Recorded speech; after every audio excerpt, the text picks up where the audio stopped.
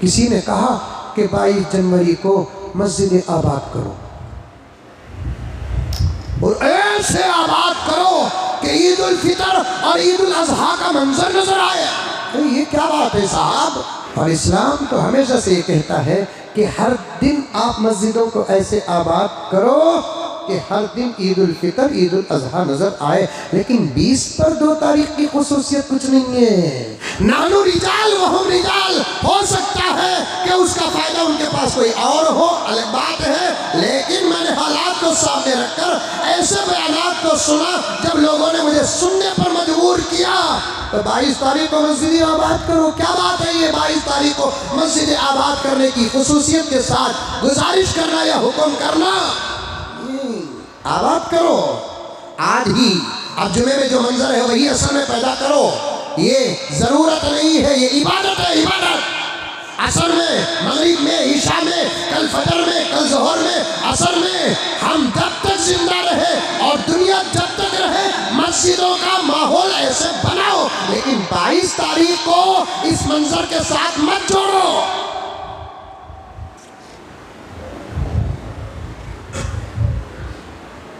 मेरे कुछ पॉइंट्स सुनो मेरे प्यारों, बहुत कम वक्त में बता दूं। अगर 22 तारीख को आप खास तौर पर इस तरीके से मस्जिदों को आबाद करेंगे तो फिर वो लोग जो 22 तारीख को इनाग्रेशन करने वाले हैं हर 22 को खुशी का दिन मनाएंगे, तो क्या हर 22 को हम मस्जिद आबाद करेंगे? फिर चलते चलते उम्मत में एक बिदअत की इब्तिदा हो जाएगी। 22 तारीख कोई ख़ास दिन है जिससे मुसलमान मस्जिदों को आबाद करते हैं, तो फिर वो एक नई रिवाज शुरू हो जाएगी। छोटी छोटी बातों में बिदअत के फतवे देने वाले इतना नाजुक मसला नहीं समझ सके। इतना डर रहे हैं हम। 22 तारीख क्या आ रहा है, सब आपस में पूछ रहे हैं क्या होगा, क्या होगा, क्या होगा। अस्पताल में बच्चा होगा,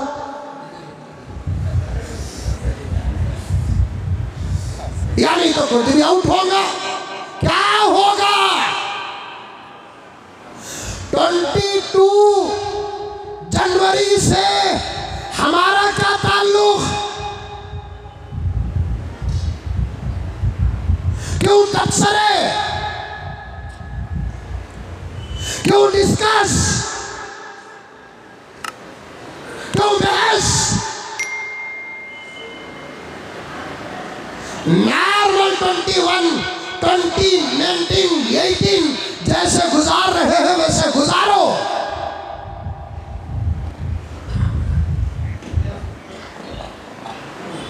कुछ नहीं होगा इंशाअल्लाह ताला, कुछ नहीं होगा। कुछ लोगों ने ये छोटे छोटे जो यूट्यूबर आए ना, अल्लाह पहले इनको खत्म करना।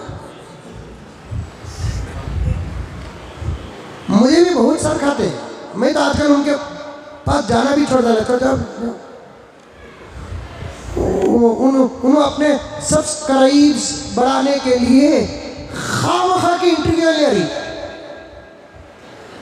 वो क्या कि बढ़ाना कहते हैं ना, वो जितना बढ़ते हैं उतना पैसा आता कहते हैं ना। I don't know.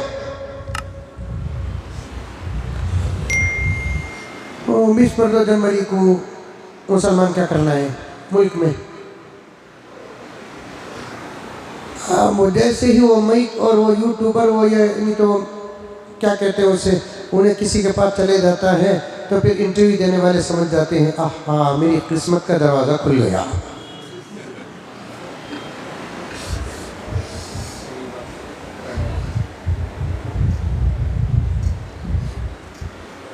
बालों में मेरे पास आई किरपे, मुझे फोन भी आए, मैं कोई बड़ा आदमी नहीं। लेकिन एक बात है कि मैं बात करने से पहले बहुत सोचता हूँ और हालात को सामने रखकर उम्मत का फायदा जिसमें है उस पर मैं बात करता हूँ। मैं इस पर कसम नहीं अल्लाह को गवाह बनाता हूँ। कसम झूठी कहने से आदमी गुनहगार होता है, झूठी बात पर खुदा को गवाह बनाने से आदमी ईमान से बाहर हो जाता है। इतनी बड़ी जमानत दे रहा हूं मैं आपको। मैं किसी बड़े की कोई बेइज्जती नहीं करता। मैंने कुछ क्लिप देखे, किसी ने कहा कि 22 जनवरी को मस्जिद आबाद करो और ऐसे आबाद करो कि ईद उल फितर और ईद उल अजहा का मंजर नजर आए। तो ये क्या बात है साहब?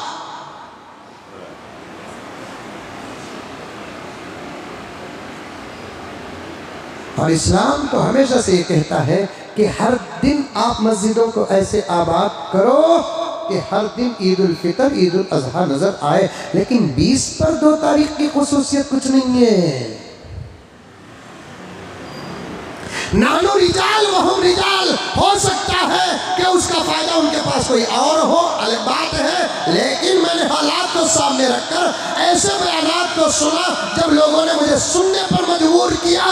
तो 22 तारीख को मस्जिद आबाद करो, क्या बात है ये 22 तारीख को मस्जिद आबाद करने की खुसूसियत के साथ गुजारिश करना या हुक्म करना? आबाद करो आज ही। अब जुमे में जो मंजर है वही असल में पैदा करो। ये जरूरत नहीं है, ये इबादत है, इबादत। असल में मगरिब में, ईशा में, कल फजर में, कल जोहर में, असर में हम जब तक जिंदा रहे और दुनिया जब तक रहे मस्जिदों का माहौल ऐसे बनाओ। लेकिन 22 तारीख को इस मंजर के साथ मत जोड़ो।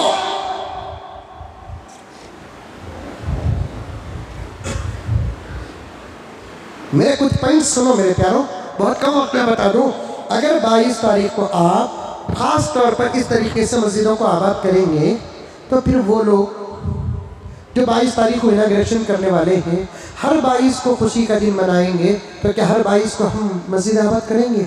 फिर चलते चलते उम्मत में एक बिदअत की इब्तिदा हो जाएगी। 22 तारीख कोई ख़ास दिन है जिससे मुसलमान मस्जिदों को आबाद करते हैं, तो फिर वो एक नई रिवाज शुरू हो जाएगी। छोटी छोटी बातों में बिदअत के फतवे देने वाले इतना नाजुक मसला नहीं समझ सके।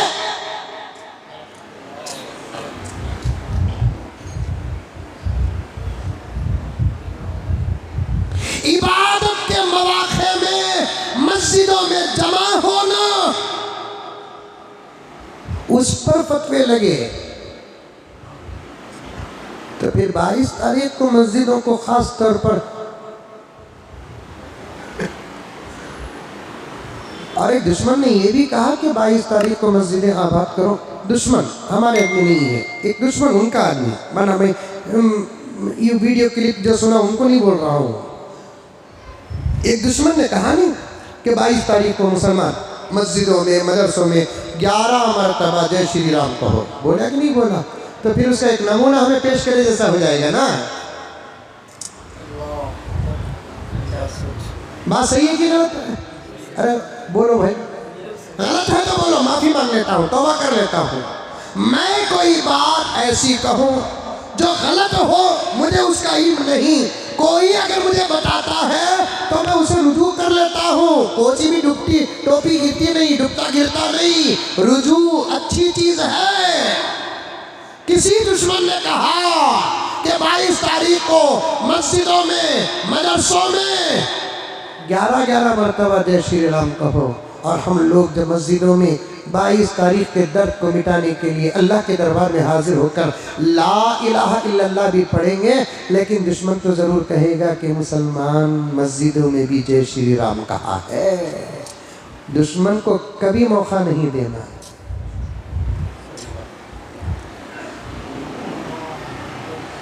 पैंट सुनो प्यारो, पैंट सुनो।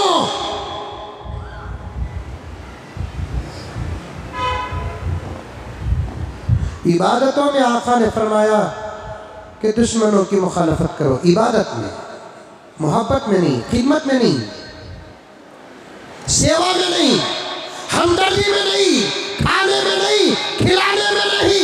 इबादत का जहाँ मसला आता है उनकी मुखालफत करो। हदीस मौजूद है, अहादीस मौजूद है। हुजूर की खिदमत में सहाबा आए, 10वीं मुहर्रम के रोजे के बारे में पूछा कि रसूलुल्लाह हम 10वीं मुहर्रम को रोजा रखें जबकि यहूदी भी रखते हैं। आका ने फरमाया कि मुखालफत करो। वो एक रोजा रखते हैं तो तुम एक पहले एक बाद में करो। मुखालफत इबादत में करना, यही इस्लाम है।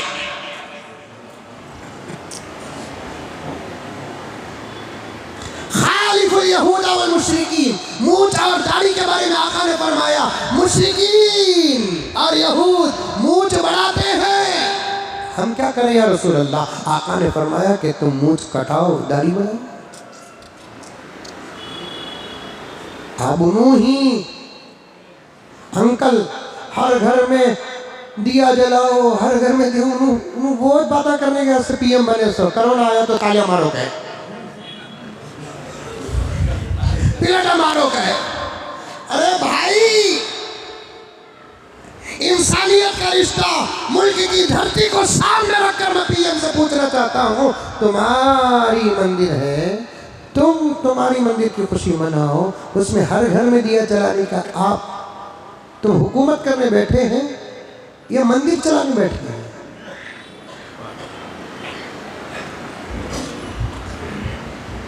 और कुछ तो लिहाज करो, कुछ तो लिहाज करो, कुछ तो लिहाज करो। वैसे तो रोजाना हमारे मुल्क में मस्जिदें बन रही हैं, रोजाना हमारे मुल्क में मंदिरें बन रही हैं, हमारे मुल्क में चर्च बन रहे हैं, हमारे मुल्क में गुरुद्वार बन रहे हैं, मजीद दूसरे मज़ाहिब के इबादत खाने बन रहे हैं, मस्जिदों की इफ्तिताह हो रही है। और आज तक किसी किस्म का, किसी मंदिर की इफ्तिताह में, किसी मस्जिद की इफ्तिताह में किसी का दिल नहीं टूटा। लेकिन ये मंदिर की बात ही कुछ और है प्यारे, जान कुर्बान है, हक बात पे जान कुर्बान है। बात किसी और मंदिर की होती तो फिर हमारे नौजवान आने जाने वालों को हरीरा पिलाते, आने जाने वालों को पानी पिलाते, खाने पीने का इंतजाम करते, सफाई का इंतजाम करते। ये आम मंदिरों की तरह ये मंदिर नहीं है, हमको साफ कहने दो। आम मंदिरों की तरह ये मंदिर होती तो हमको कोई एतराज नहीं था, लेकिन ये मंदिर की बात ही कुछ और है, क्योंकि इसका फैसला सबूतों पर नहीं हुआ, आस्ते पर हुआ है। यूट्यूब जिंदा है, तारीख खरीद ली है।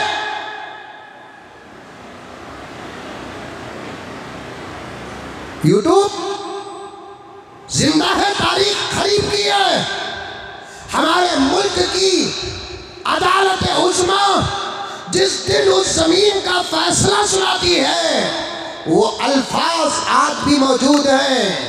4 बातें अदालत ने पेश किया।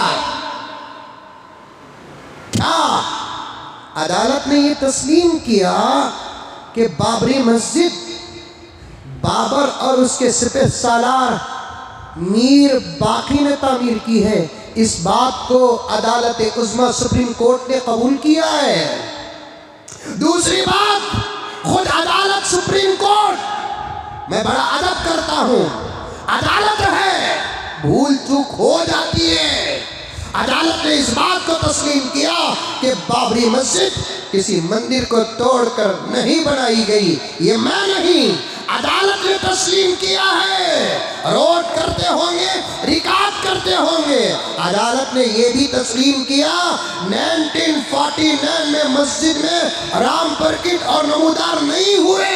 जबरदस्ती 1949 को मस्जिद के अंदर मूर्तियां रखी गई जो जमहूरी उसूलों के खिलाफ था। और अदालत ने ये भी तस्लीम किया कि 1992 में मस्जिद को तोड़ना और गिराना ये गैर कानूनी अमल था। इन 4 बातों को अदालत तस्लीम किया। मजीद मैं तो सिर्फ 4 नोट किया। और ये बात भी है कि उस जमीन के कागजात में जितने कागजात थे वो हमारे थे, और एक कागज के नाम पर छोटा टुकड़ा भी फरीक मुखालिफ के पास नहीं था। फिर भी अदालत ने ये फैसला 2 चीजों को सामने रखकर किया, एक मुल्क की अक्सरियत और दूसरा आस्था को सामने रखकर किया। हमारे बड़ों ने जब कोर्ट में हमारा फैसला गया, तब हमारे बड़ों ने कोर्ट के एहतराम में कहा कि इस अदालत से जो फैसला आएगा वो हमको मंजूर है, और हमने उस फैसले को मंजूर करके सबर का सबूत भी दिया है। चलो गई तो गई,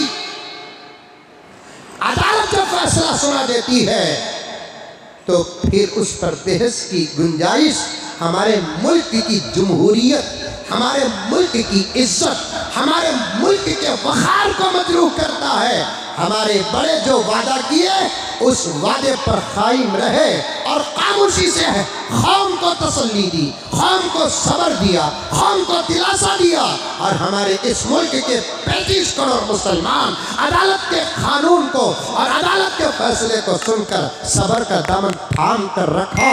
अब इसके बाद जो करना था और जो करना है वो तुम कर लो। जो तुम कर रहे हो उसमें शरीक होने की गुजारिश करना ये हमारे टूटे हुए दिलों के साथ और मजाक करने के बराबर है।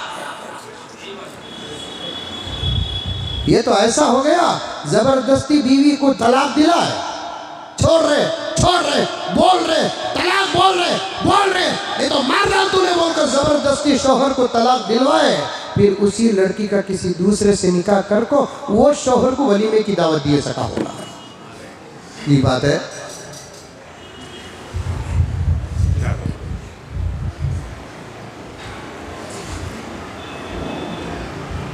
बात सही है नहीं? फिर भी आस्था मैं अल्लाह पर भरोसा करते हुए तवक्कलतु अलल्लाह का दामन थामते हुए खुदा की कसम ये जरूर कहूँगा अगर वो ज़मीन बाबर और बाबर के सालार ने मस्जिद तोड़कर बनाई, मंदिर तोड़कर बनाई, तो मैं कहता हूँ कि वो ज़मीन का उनकी तरफ जाना अच्छा ही हुआ, हक बहकदार रसीद। अगर ऐसा नहीं, वो ज़मीन एक आम ज़मीन थी, मंदिर तोड़कर अगर नहीं बनाई गई तो फिर क़यामत उस वक्त तक नहीं आएगी जब तक वहाँ अजान ना होगी। क़यामत उस वक्त तक नहीं होगी जब तक मेरे नबी का मुसल्ला वहाँ नहीं बिछेगा। क़यामत उस वक्त तक नहीं आएगी जब तक मेरे नबी का मिंबर वहाँ नहीं सजेगा। मैं क़यामत उस वक्त तक नहीं आएगी जब तक वहाँ पर नमाजें नहीं होंगी, तिलावतें नहीं होंगी, जिक्र नहीं होगा, दुरूद पढ़ा नहीं जाएगा। अगर वो ज़मीन उनकी थी तो हम इस बात को मानते हैं हक बहकदार रसीद। अगर वो ज़मीन उनकी नहीं थी तो जैसे कभी मंदिर कभी मस्जिद तो कभी मस्जिद कभी मंदिर, तमाशा देख लेना।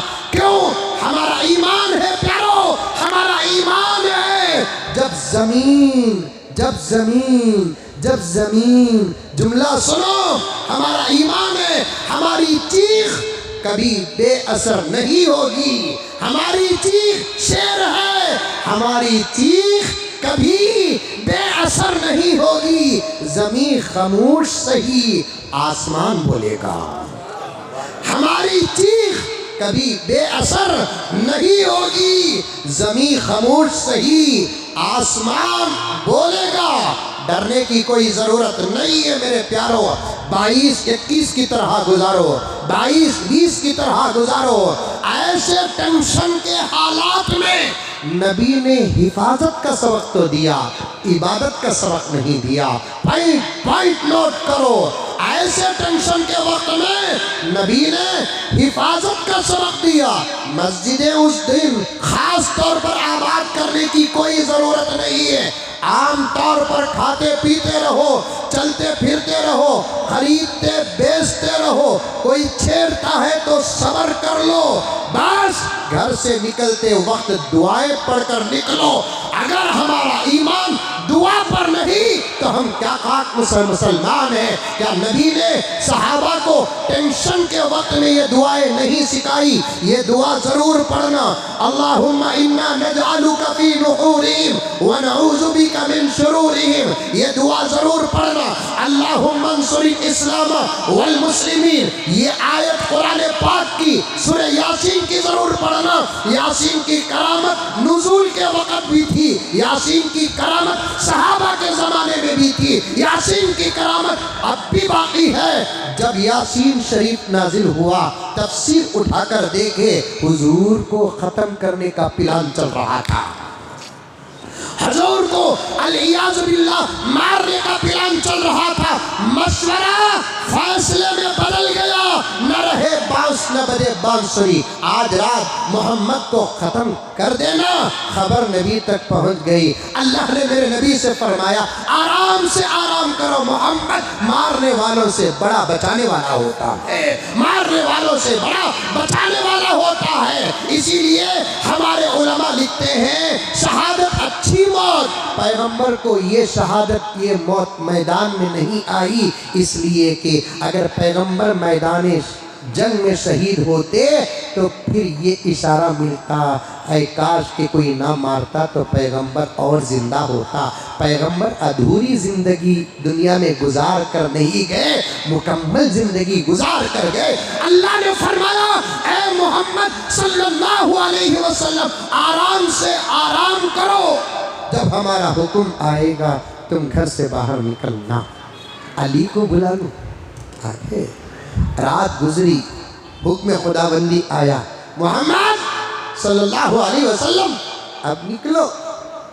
आका महसूस करते हैं कि नंगी तलवारें लेकर तैयार दुश्मन खड़े हैं।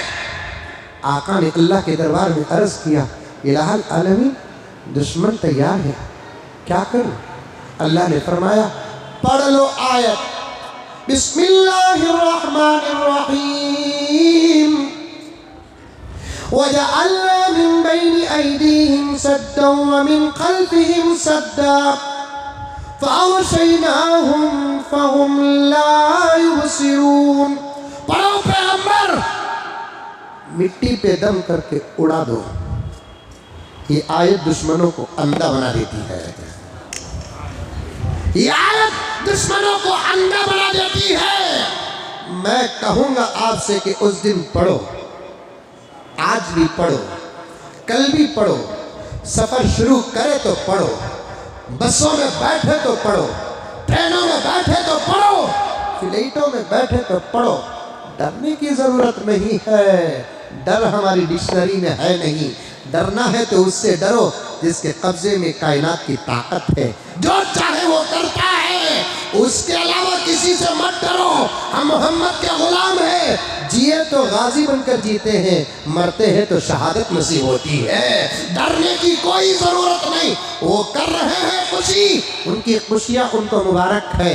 हम हरगिज़ उस दिन जय श्री राम नहीं कहेंगे, हरगिज़ नहीं कहेंगे। फिक्र हो रही है, हमारे खास लोग उस दिन दुश्मनों को खुश करने के लिए बट भी लगाते हैं, सब कुछ कर रहे हैं। आजकल तो ये काम मामूल हो गया। आका ने फरमाया, मोहम्मद सल्लल्लाहु अलैहि वसल्लम, अपने बिस्तर पर अली को सुलाओ, तुम बाहर निकलो, मदीना आ जाओ, हालात बदलने वाले हैं। अल्लाह के नबी ने मिट्टी में दम किया, आयत कुरान को उड़ा दिया। पैगंबर इत्मीनान से चल कर अपने घर से अबू बकर के घर गए, फिर वहाँ से ऊँटों में बैठकर गालिब सो गए, फिर वहाँ से मदीने का सफ़र किया। अब ये लोग सोच रहे थे, मोहम्मद सुबह सुबह उठ जाता है, 4 बजे उठ जाता है, 5 बजे उठ जाता है, आज उठता ही नहीं है। देखो मोहम्मद डर गया, नौज़ुबिल्लाह, मोहम्मद डर गया। अब तो दरवाज़ा तोड़ने का वक्त आया है। जब सूरज तुलू हो गया, मोहम्मद घर से बाहर ना निकला, तो आपस में गुफ्तगू हो रही है अहमकों की। अब हज़रत अली वक्त पर उठे, बाहर निकले इत्मीनान से। अली को देखते ही सब ठंडे पड़ गए, क्योंकि अली के जो बाप थे वो अबू तालिब सरदारान मक्का में से थे।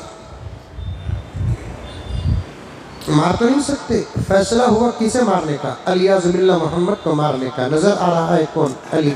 लोगों को, अपने दुश्मनों को आंखों पे भरोसा नहीं है, आंख घस कर देख रहे अली की। अली, हज़रत अली ने पूछा, ऐसा क्या देख रहा हो, कभी देखा नहीं आपने? देखा है। मोहम्मद तो गए। कहाँ मोहम्मद? वो तो गए, मेरे से घंटा पहले गए। तुम कब आए? रात को आया। मोहम्मद वो तो गए, उन्होंने गए, यहाँ से गए, यहाँ से गए, अभी नहीं तो क्या तुम्हारे घर से जाते हैं? यहाँ से गए, हमारे नबी हमारे रसूल यहाँ से गए, नजर नहीं आया। जाओ रे, जब गुलाम आया तो दिखा नहीं, आका गया तो दिखता क्या? गुलाम आया दिखा नहीं, आका आया क्या दिखेगा? काम करो, बचाने वाला कोई किसी को नहीं, अल्लाह बचाने वाला है। दुआएं पढ़ो। और उन लोगों से मैं गुजारिश करता हूँ, 1 मिनट में बात करो तो ख़त्म कर दूँ। उन लोगों से गुजारिश करना चाहता हूँ जो लोग सियासी लोगों के साथ उठने बैठने पर अपनी सादत समझते हैं ना, वो हुकूमत को कहे कि उस दिन ऐसी सिक्योरिटी कहे, जो नारे तकबीर मारता है उसे भी गिरफ्तार करे बाहर, जो जय श्री राम कहता है उसे भी गिरफ्तार करे।